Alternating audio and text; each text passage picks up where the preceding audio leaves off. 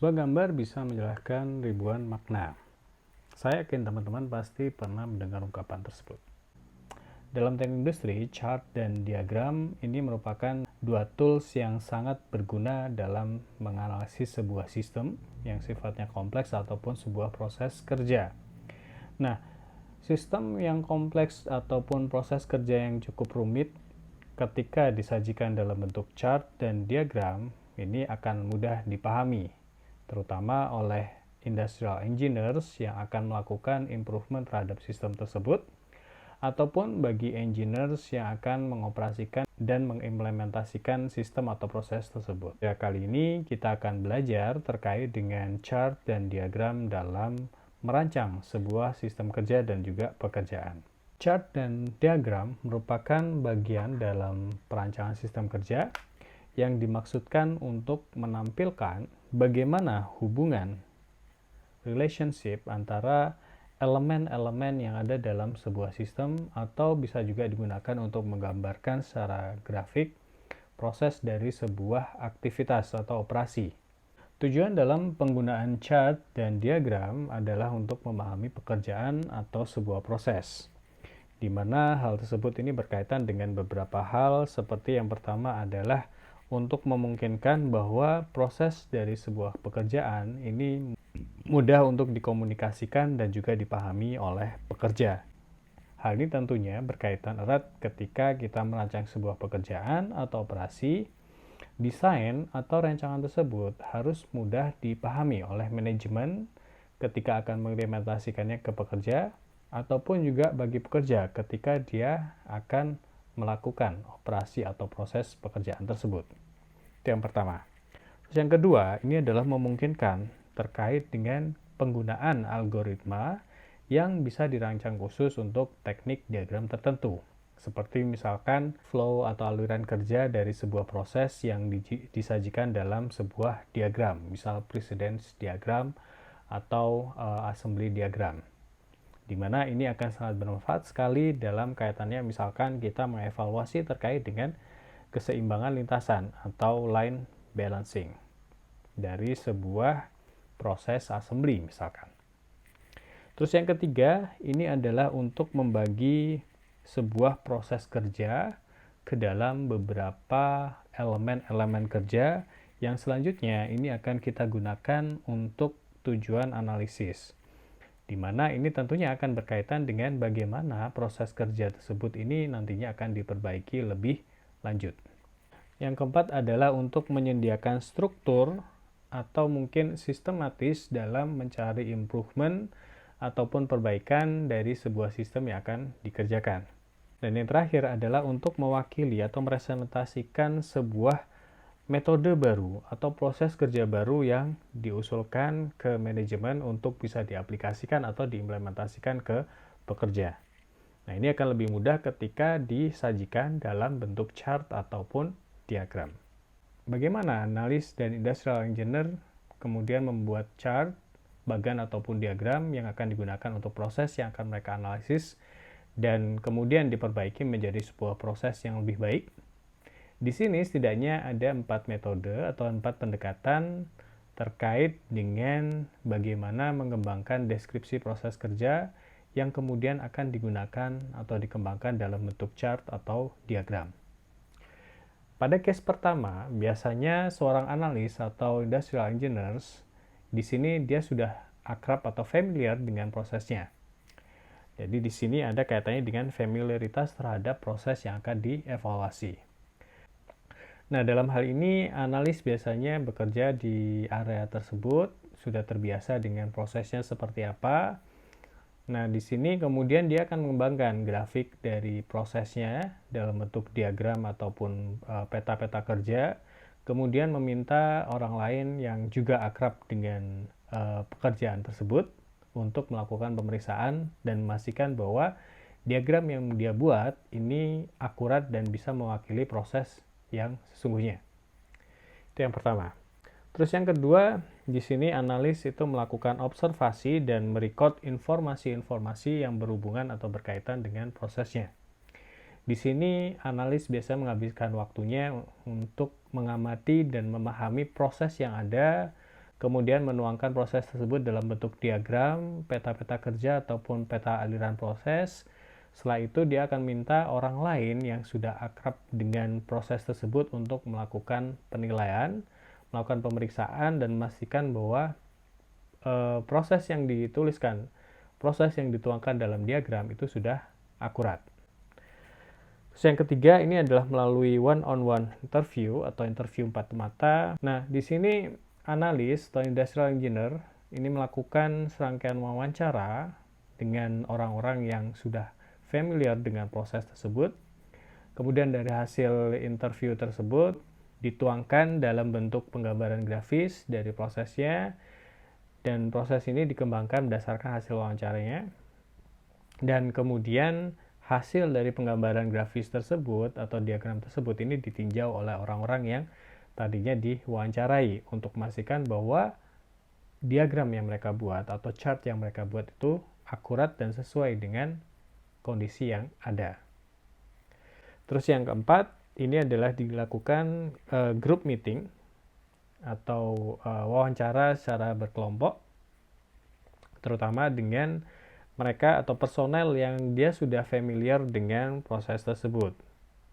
Jadi kalau yang sebelumnya itu adalah dengan wawancara empat mata, tapi di sini yang keempat ini adalah wawancara dilakukan secara berkelompok dengan grup yang berinteraksi dengan proses tersebut atau sudah familiar dengan proses tersebut. Nah, di sini biasanya analis meminta mereka yang paham dengan prosesnya, familiar dengan prosesnya untuk berpartisipasi dalam grup meeting, kemudian minta untuk menjelaskannya. Nah, di sini kemudian seorang fasilitator itu dapat digunakan untuk menangkap masukan-masukan atau informasi-informasi dari peserta dalam grup meeting tersebut. Kemudian analis mencatat hasil diskusinya, kemudian mengembangkannya dalam bentuk model grafis dari proses tersebut. Nah, analis kemudian meminta peserta untuk melakukan pemeriksaan, cross-check, memastikan bahwa model yang mereka bangun atau model grafis yang dibuat itu sudah sesuai. Nah, keuntungan dari pertemuan kelompok ini atau group meeting ini adalah peserta itu bisa saling memberikan informasi sehingga pada akhirnya itu menghasilkan diagram-diagram atau chart yang lebih akurat terkait dengan proses yang sebenarnya. Nah, ini adalah bagaimana cara seorang analis dalam mendevelop chart ataupun diagram yang nantinya akan digunakan dalam proses improvement dari sebuah sistem. Nah, setelah chart atau diagram ini dibuat, selanjutnya adalah bagaimana ini digunakan untuk menganalisis sebuah sistem atau suatu operasi. Nah, di sini ada beberapa pendekatan yang bisa kita gunakan. Yang pertama adalah pendekatan algoritmik. Beberapa jenis diagram atau chart ini memiliki algoritma tertentu. Sebagai contoh adalah ketika misalkan kita melakukan analisis terhadap assembly line. Gitu ya. Nah, dalam menganalisis suatu assembly line, biasanya kita menggunakan salah satunya adalah network diagram. Nah, dengan menggunakan network diagram ini, kita bisa melakukan algoritma yang berkaitan dengan line balancing. Nah, dengan menggunakan pendekatan algoritma ini kita bisa mengevaluasi keseimbangan antar line perakitan untuk mendapatkan waktu yang ideal berdasarkan diagram yang kita desain atau diagram yang kita buat. Itu yang pertama. Yang kedua, itu adalah dengan menggunakan checklist. Nah, dalam case ini, analis itu melakukan review terkait dengan chartnya dengan menggunakan list pertanyaan, daftar pertanyaan untuk mengakses kira-kira apakah ada sesuatu yang berkaitan dengan proses yang ada, di mana proses tersebut itu digambarkan dalam diagramnya. Sebagai contoh, kita mengevaluasi peta proses operasi atau OPC. Nah, di sini OPC itu kan biasa terdiri atas operation sama inspection. Nah, di sini ada beberapa pertanyaan-pertanyaan yang berkaitan dengan proses operasi dan juga inspeksi. Nah, ini ada beberapa checklist yang bisa kita gunakan. Checklist ini bisa kita lihat ketika nanti kita akan bahas terkait dengan peta-peta kerja. Terus yang ketiga, ini adalah dengan cara brainstorming. Teman-teman tahu kan apa itu brainstorming? Yaitu aktivitas grup gitu ya, di mana setiap partisipan itu bisa memberikan kontribusi terkait dengan rekomendasi dari perbaikan yang bisa dilakukan terhadap suatu proses. Nah, dengan brainstorming ini kita mencoba mengumpulkan berbagai ide, berbagai cara yang potensial untuk melakukan suatu perbaikan atau improvement dalam sebuah proses. Yang terakhir adalah dengan memisahkan mana sih operasi yang memberikan nilai tambah atau value added dan operasi yang sifatnya adalah non value added, di mana operasi tersebut ini tidak memberikan nilai tambah sama sekali. Nah, dalam pendekatan ini kita mencoba untuk membedakan atau mengidentifikasi mana sih step-step yang dia memberikan sebuah nilai terhadap produk atau service dan mana yang tidak memberikan added value sama sekali. Nah, added value di sini merupakan operasi yang katakanlah bagi customer itu adalah sangat penting. Yang pertama. Terus yang kedua, operasi yang sifatnya memberikan nilai tambah itu adalah operasi yang secara fisik mengubah tampilan atau bentuk dari suatu produk ataupun jasa. Jadi di sini ada perubahan secara fisik dan terlihat.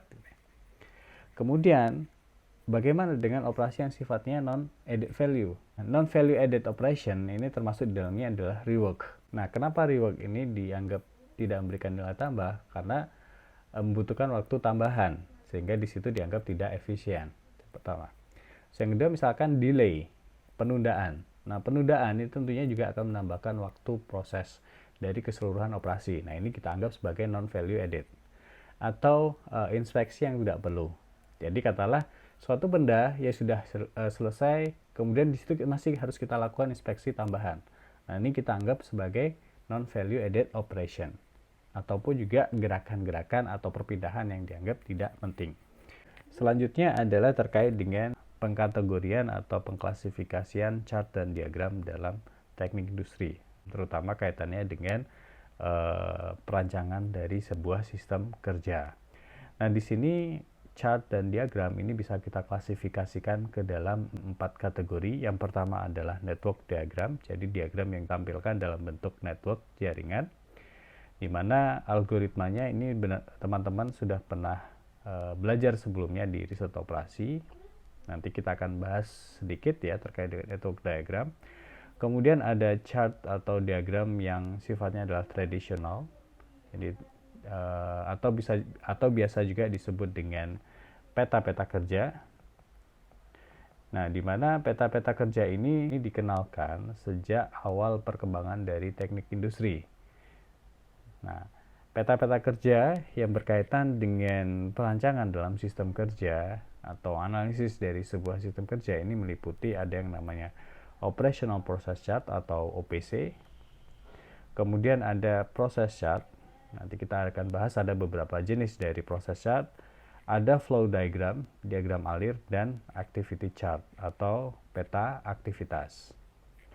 Kemudian yang ketiga ada Block Diagram dan Process Map atau peta proses.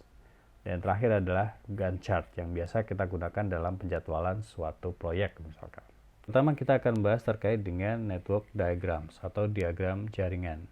Network diagram ini saya yakin teman-teman pasti sudah pernah belajar lebih dalam di riset operasi dan nanti akan diperdalam lagi di manajemen proyek. Tapi di sini kita akan membahas sekilas terkait dengan network diagram dan bagaimana ini diaplikasikan atau digunakan dalam perancangan sistem kerja. Network diagram ini seperti yang teman-teman tahu terdiri dari 2 komponen, yaitu yang pertama adalah nodes atau titik yang mewakili operasi, kemudian elemen kerja atau entitas lainnya ya dalam sebuah sistem atau dalam sebuah proses. Kemudian yang kedua adalah panah atau arrows yang dia menghubungkan antar titik-titik tersebut atau nodes-nodes tersebut, di mana fungsinya adalah menunjukkan hubungan, relationship antar nodes tersebut. Nah, biasanya arrow atau panah ini menunjukkan arah dari aliran kerja dari node 1 ke node yang berikutnya dan juga menunjukkan precedence atau proses pendahulu sebelum nodes yang dituju. Nah, dalam analisis sistem kerja, network diagram ini digunakan untuk memodelkan alur kerja atau elemen kerja misalkan dalam assembly line, di mana fungsinya adalah untuk melihat kira-kira keseimbangan lintasan dari perakitan itu seperti apa. Nah, di sini network diagram digunakan untuk memodelkan alur kerja dalam sebuah proses assembly.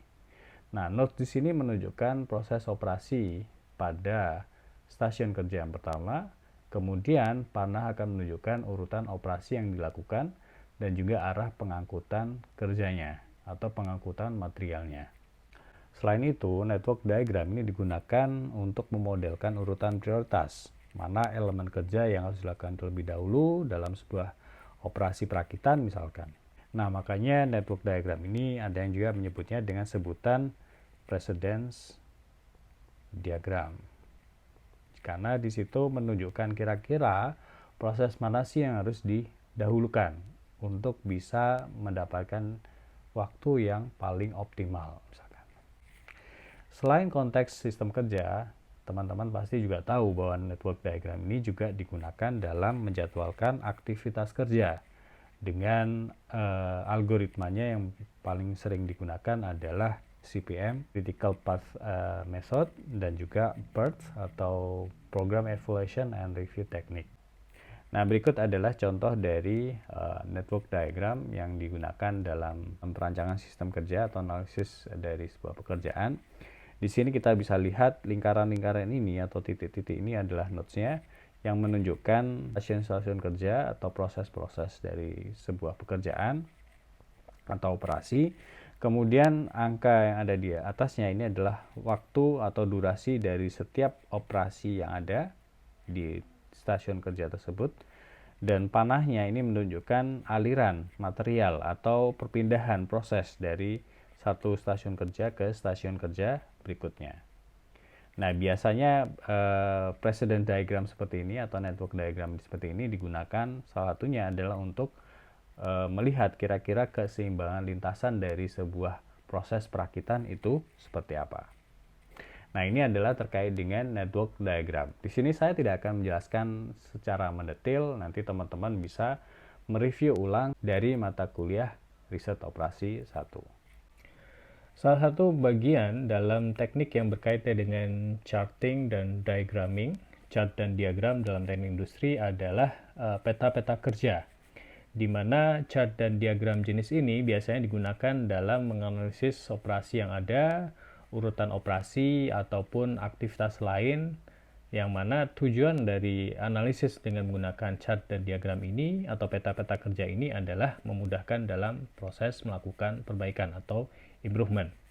Asumsinya yang mendasari adalah bahwa dengan memeriksa situasi kerja secara mendetail, seperti misalkan urutan operasi, kemudian aktivitas-aktivitas operasi yang ada, berapa lama durasinya, dan seterusnya, maka improvement atau perbaikan dapat ditemukan lebih mudah daripada dengan melakukan pemeriksaan secara makroskopik. Kita akan berkenalan dengan beberapa tipe dalam chart dan diagram tradisional TI yang biasa juga disebut dengan sebutan peta-peta kerja. Terkait dengan chart dan diagram tradisional teknik industri ini sebenarnya ada banyak sekali teknik chart atau peta-peta kerja yang telah dikembangkan selama bertahun-tahun sejak atau perkembangan dari disiplin teknik industri. Namun di sini kita bisa mengklasifikasikan peta-peta kerja tersebut ini ke dalam beberapa kategori. Yang pertama adalah operation process chart atau peta proses operasi. Ini yang biasa kita singkat atau kita sebut dengan OPC. Kemudian ada process chart. Kemudian ada flow diagram. Dan terakhir ada activity chart.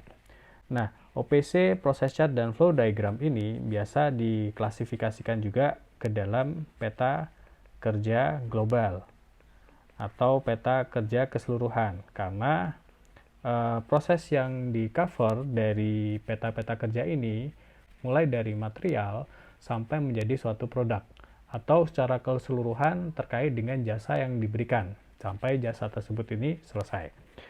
Kemudian activity chart ini lebih ke arah peta kerja setempat atau lokal. Karena biasanya peta ini hanya menggambarkan situasi kerja atau ruang lingkup yang sifatnya lebih sempit, seperti misalkan stasiun kerja atau proses-proses tertentu. Nah, masing-masing dari teknik ini menyediakan grafik dan simbol cara memvisualisasikan situasi kerja untuk pemahaman yang lebih baik tentang ruang lingkup dan juga detailnya. Nah, di sini ada beberapa perbedaan antar peta-peta kerja ini, di mana biasanya perbedaan tersebut ini berkaitan dengan salah satunya adalah tingkat kedetailannya dan bagaimana situasi kerja tersebut direpresentasikan secara grafis. Nah, di sini kita akan mencoba membahas satu persatu peta-peta kerja yang masuk dalam kategori diagram dan chart tradisional teknik industri. Nah, pertama kita akan membahas peta kerja yang pertama, yaitu Operation Process Chart. Nah, apa itu OPC atau Operation Process Chart?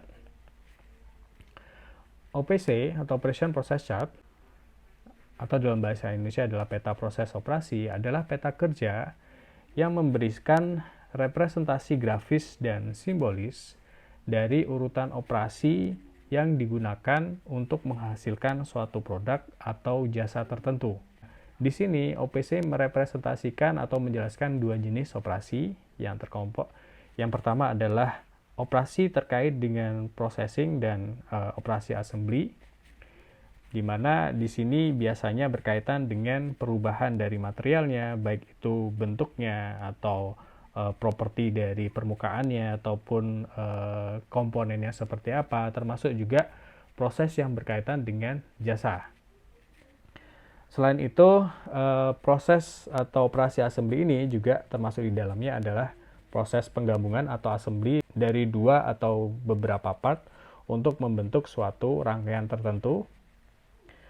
Dan yang kedua adalah operasi yang berkaitan dengan inspeksi, di mana termasuk di dalamnya ini adalah aktivitas atau operasi seperti pemeriksaan terkait dengan material, komponen atau partnya, ataupun juga kualitas dan kuantitas dari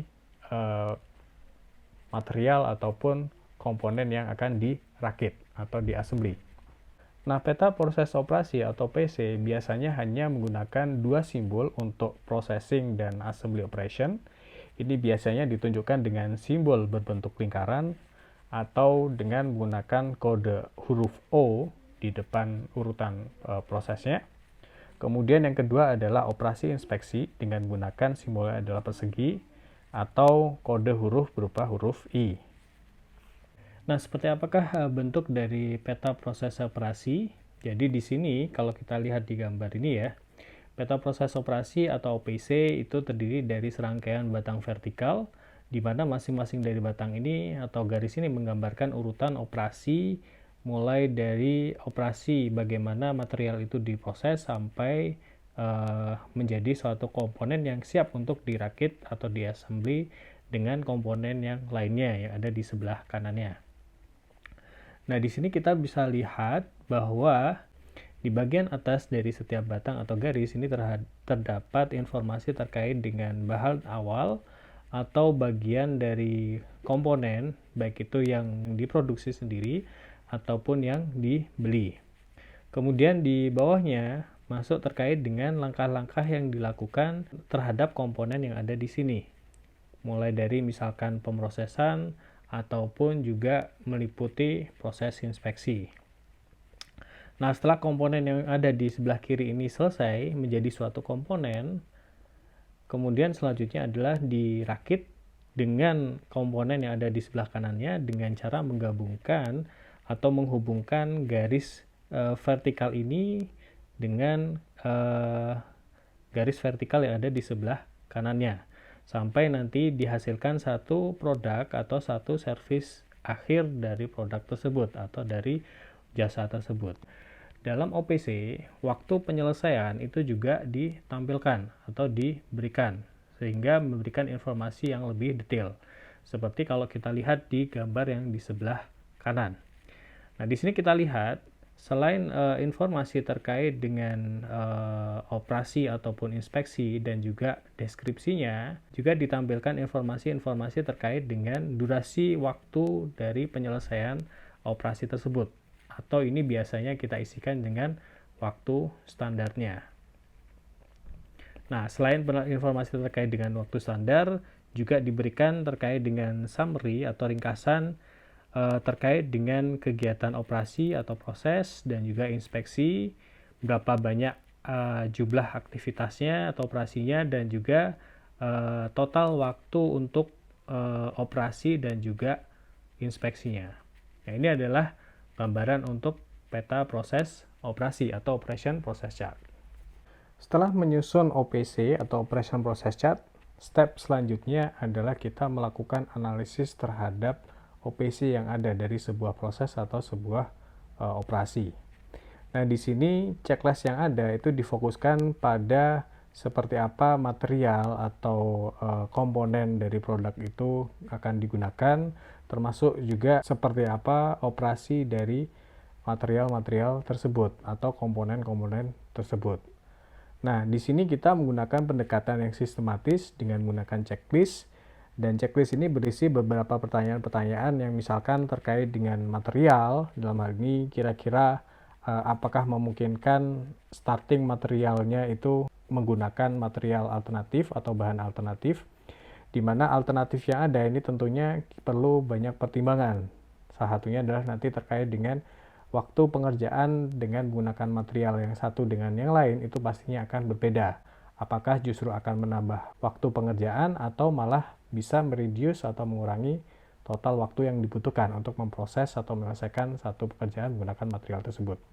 Atau juga material yang ada ini dikaitkan dengan make or buy decision.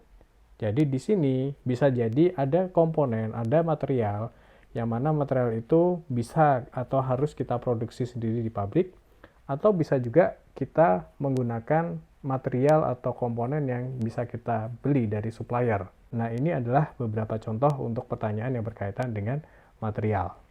Selanjutnya adalah contoh-contoh untuk pertanyaan yang berkaitan dengan operasi, seperti misalkan apakah operasi yang ada itu dibutuhkan, harus ada, atau itu hanyalah supplementary. Ketika misalkan supplementary, apakah operasi tersebut itu nantinya bisa dieliminasi, bisa dihilangkan, atau mungkin dikombinasikan dengan operasi yang lainnya, atau malah justru disimplifikasi, di mana salah satu targetnya adalah untuk mencapai efisiensi dari waktu misalkan. Atau ketika misalkan kita merakit beberapa komponen, di sini pun akan ada beberapa pertanyaan terkait dengan proses operasinya. Kira-kira apakah memungkinkan ketika penggabungan dari beberapa komponen itu digunakan menggunakan metode penggabungan atau metode assembly yang berbeda misalkan. Nah, ini pertanyaan-pertanyaan yang berkaitan dengan operasi. Dan terakhir dalam OPC itu kita juga perlu memberikan pertanyaan terkait dengan inspeksinya. Kira-kira apakah inspeksi dari proses yang kita lakukan atau operasi yang kita lakukan itu perlu atau tidak. Termasuk juga nanti apakah inspeksi yang dilakukan itu bisa diotomasi atau tidak. Nah, ketika kita memutuskan untuk melakukan otomasi, tentunya pasti akan berefek pada penurunan waktu untuk proses, katakanlah, atau waktu untuk inspeksi, dan ini akan mengefisiensikan proses yang ada. Nah, ini adalah pertanyaan-pertanyaan dari checklist yang biasa kita gunakan atau bisa digunakan dalam menganalisis sebuah OPC yang targetnya adalah untuk melakukan perbaikan atau improvement dari sebuah sistem. Process chart atau peta proses ini merupakan representasi grafis dan simbolis dari kegiatan pemrosesan, processing yang dilakukan pada sesuatu. Sesuatu di sini bisa material, bisa juga dalam bentuk barang, produk, ataupun juga dokumen, di mana aktivitas pemrosesan ini dilakukan oleh seseorang. Nah, proses chart ini biasanya terdiri dari daftar aktivitas yang dibuat secara vertikal dalam sebuah tabel, di mana di dalamnya menunjukkan langkah-langkah atau step-step dari aktivitas yang ada yang terkait dengan operasi, inspeksi, perpindahan atau transportasi, delay dan storage, dan juga aktivitas lainnya yang ditampilkan dalam bentuk simbol atau grafis. Nah, di sini proses chart itu terbagi ke dalam beberapa jenis atau tipe. Di mana yang pertama ini adalah flow process chart, atau kita bisa biasa singkat dengan sebutan FPC. Di mana FPC ini biasa digunakan untuk menganalisis proses dari sebuah material atau benda kerja, di mana FPC ini biasanya digunakan untuk menganalisis material atau benda kerja yang sedang diproses untuk menghasilkan sebuah produk tertentu. Ini yang kemudian kita sebut dengan FPC atau Flow Process Chart. Kemudian yang kedua adalah Worker Process Chart, di mana Worker Process Chart ini merupakan peta kerja yang digunakan untuk menganalisis aktivitas pekerja ketika dia melakukan suatu task atau suatu tugas tertentu. Dan yang ketiga, yang terakhir adalah Form Process Chart, di mana peta kerja ini biasa digunakan untuk menganalisis pemrosesan aliran dokumen dari departemen satu ke departemen lain, atau dari proses satu ke proses lainnya, di mana masing-masing proses ini saling berkaitan. Nah, peta-peta kerja ini digunakan untuk memeriksa kemungkinan dalam melakukan improvement dalam sebuah operasi atau proses kerja. Kita akan membahas yang pertama adalah terkait dengan Flow Process Chart atau FPC. FPC ini merupakan peta kerja yang kurang lebih fungsinya hampir sama seperti Operation Process Chart atau OPC, di mana dalam peta kerja ini urutan atau tahapan proses dari sebuah operasi atau pekerjaan untuk menghasilkan produk atau servis digambarkan dalam bentuk gambar dan simbol-simbol tertentu. Hanya saja yang membedakan antara OPC dengan FPC ini adalah FPC ini disajikan dengan lebih mendetail dibandingkan dengan OPC. Dalam artian, FPC tidak hanya memberikan informasi terkait dengan operasi dan inspeksi, tetapi juga ada aktivitas-aktivitas lain yang ditampilkan, seperti move atau transport, di mana di sini material yang ada ini dipindahkan dari satu workstation ke workstation yang lainnya.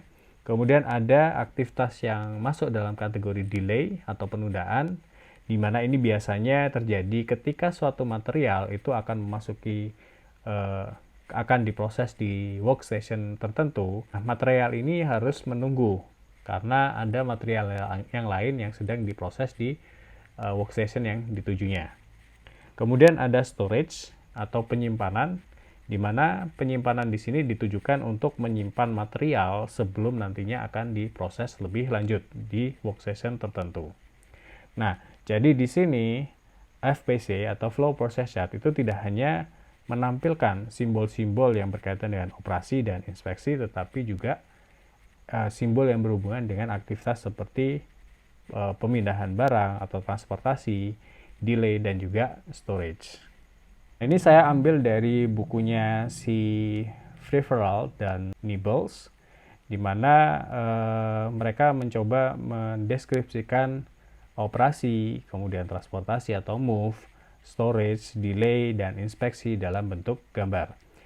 Sebagai contoh, misalkan untuk operasi, di sini aktivitasnya itu adalah seperti misalkan aktivitas memaku, pencampuran material, ataupun membuat lubang, di mana di sini cirinya ada perubahan fisik ataupun kimia dari materialnya.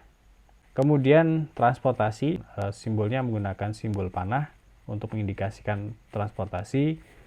Aktivitasnya contohnya adalah perpindahan material dengan menggunakan truk gitu, atau kereta dorong. Bisa juga perpindahan material melalui conveyor belt, ataupun juga perpindahan material yang diangkat atau dibawa secara manual oleh operator misalkan. Nah, ini adalah transportasi. Nah, di sini kita lihat bahwa transportasi ini tidak memberikan nilai tambah atau no value added. Jadi di sini hanya memindahkan satu material ke tempat yang lainnya. Kemudian ada storage dengan simbolnya adalah segitiga seperti saya sebutkan tadi. Ini contohnya adalah penyimpanan material di storage-nya atau penyimpanan finished good-nya dalam bentuk palet yang kemudian ditumpuk-tumpuk, penyimpanan dokumen. Ini kaitannya dengan storage. Kemudian ada delay, ini huruf D besar yang mengindikasikan delay atau setengah lingkaran ya. Ini contohnya misalkan seorang operator ketika dia membawa material dari workstation satu ke workstation yang lainnya, kemudian dia harus menunggu di elevator.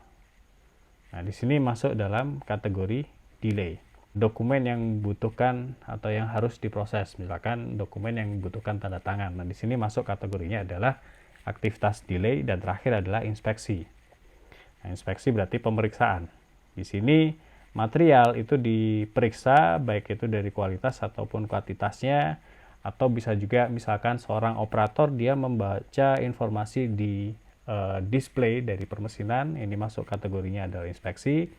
Atau juga ketika seorang operator atau pekerja itu melakukan pemeriksaan dari informasi yang dicetak. Nah, ini masuk kategorinya adalah inspeksi. Nah, bagaimana flow process chart itu dibentuk atau dibuat? Biasanya kita membuat tabel sederhana seperti ini. Nah, pada bagian kanan atas ini menunjukkan summary atau ringkasan aktivitas yang ada, di mana aktivitasnya itu kita kelompokkan berdasarkan kategori-kategori aktivitasnya, seperti misalkan operasi, inspeksi, perpindahan atau move, delay, dan storage-nya.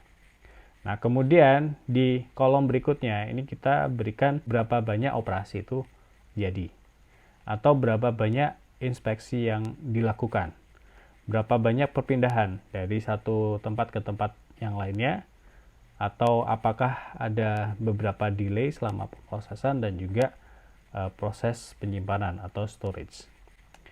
Nah, kemudian di kolom berikutnya ada informasi terkait dengan waktu atau timing. Berapa lama proses operasinya in total, atau berapa lama waktu yang dibutuhkan untuk melakukan inspeksi. Berapa lama waktu yang digunakan untuk pemindahan dari satu tempat ke tempat yang lainnya. Nah, di sini ketika memindahkan material dari satu tempat ke tempat lainnya, atau dari workstation satu ke workstation yang lainnya, waktu yang dibutuhkan itu sifatnya adalah bisa jadi tidak fix, tidak sama. Nah, makanya biasanya untuk aktivitas perpindahan, move atau transport, di sini yang kita informasikan itu bukan waktunya, tetapi adalah jarak pemindahannya. Nah, seperti ini. Nah, kemudian di bagian bawah ini berisi urutan sekuensialnya. Jadi urutan dari prosesnya seperti apa. Kemudian di kolom berikutnya ini berisi deskripsi dari aktivitas-aktivitasnya. Kemudian di kolom berikutnya ada simbol yang digunakan, misalkan operasi menggunakan O atau lingkaran, kemudian inspeksi menggunakan persegi, storage menggunakan segitiga, dan seterusnya. Kolom berikutnya ada informasi terkait dengan durasinya, waktunya. Ini biasanya sama seperti OPC ya, kita isikan dengan waktu standarnya. Kemudian jarak di sini adalah jarak pemindahan dari A ke B misalkan. Ini berapa meter.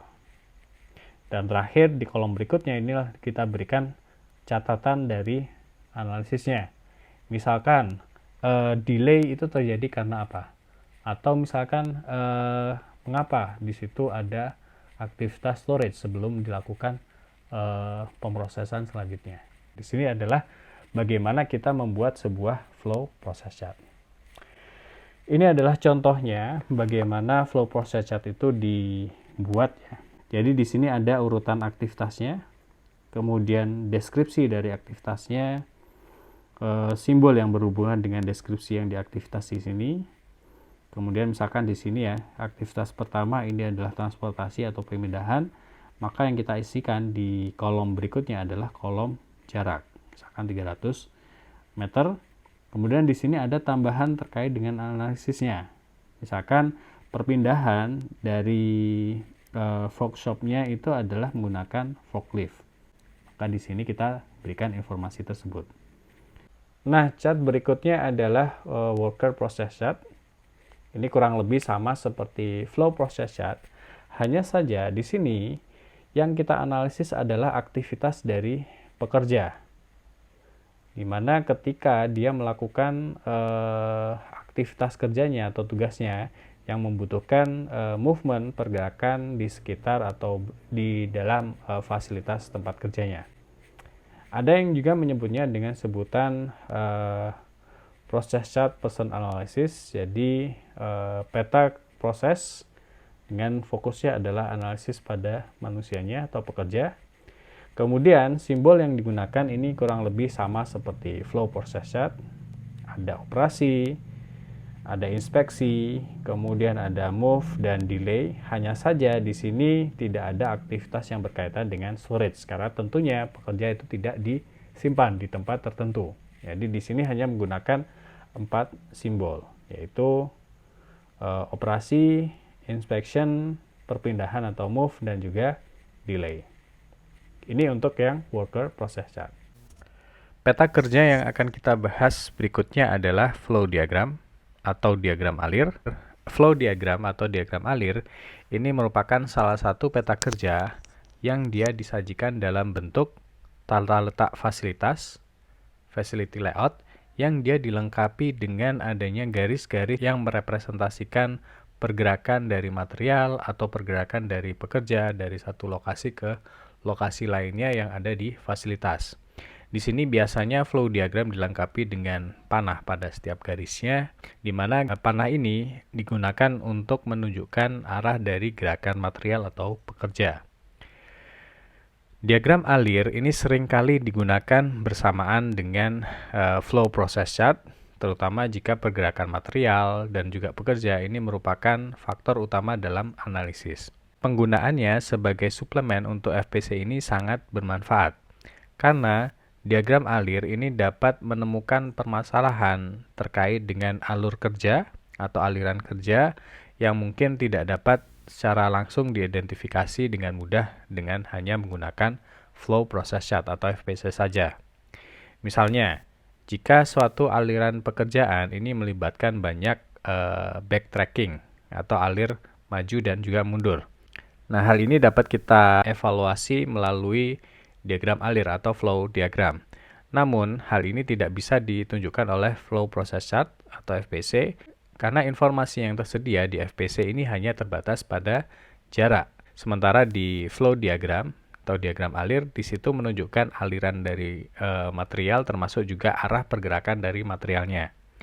Sehingga dengan adanya flow diagram ini, kita bisa mendeteksi adanya backtracking yang eksesif atau berlebih, termasuk juga pergerakan atau transport yang berlebih juga, dan kemungkinan terjadinya kemacetan dari lalu lintas pergerakan material atau pergerakan antar pekerja, di mana di sini bisa menimbulkan terjadinya delay ataupun penundaan dan juga layout yang tidak efisien.